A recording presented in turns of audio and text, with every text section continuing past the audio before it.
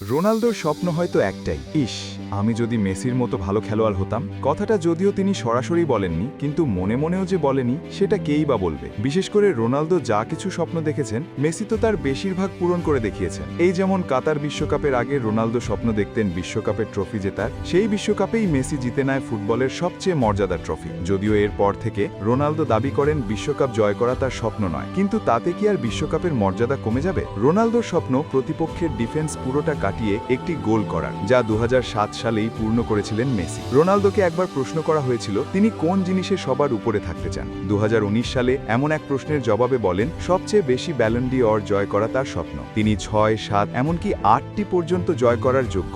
8টি Ballon D or কার আছে সেটা এখন সবার জানা। তবে একসময় যেই ব্যালন ডি অর জেতাই ছিল রোনালদোর সবচেয়ে বড় স্বপ্ন, এখন সেই ব্যালন ডি অর কার চোখে ভুয়া পুরস্কার। কে জানে মেসির সাফল্যই কি তবে বারবার এমন মন্তব্য করতে বাধ্য করে কিনা। একটা জিনিস পরিষ্কার, রোনালদো যা স্বপ্ন দেখেন মেসি সেটা পূরণ করেন। রোনালদো নিজেও আফসোস করেন কেন তিনি মেসির মতো ভালো খেলোয়াড় নন। মেসি ও রোনালদোর বিতর্ক তো আর নতুন নন, দুজনের মাঝে একজনকে বেছে নেন অনেকেই। তবে জো কোল যে বক্তব্য দিয়েছেন তাতে হয়তো গা জ্বলতেই পারে রোনালদো সমর্থকদের, কারণ তিনি শুধু মেসিকেই বেছে নেননি, দাবি করেছেন রোনালদো নিজেও হয়তো মেসি হতে চান। টিএনটি স্পোর্টসকে দেওয়া সাক্ষাৎকারে তিনি বলেন, একজন ফুটবলার যত ট্রফিই জিতুক না কেন, মনের গভীরে কোথাও না কোথাও অপূর্ণতা থেকেই যায়। রোনালদোর মতো কিংবদন্তির মনেও হয়তো কখনো কখনো এমন ভাবনা উকি দেয়, আমি যদি মেসির মতো এতটা স্বাভাবিক প্রতিভাধর হতে পারতাম। তবে রোনালদো কি সত্যিই মেসির মতো হওয়ার স্বপ্ন দেখেন?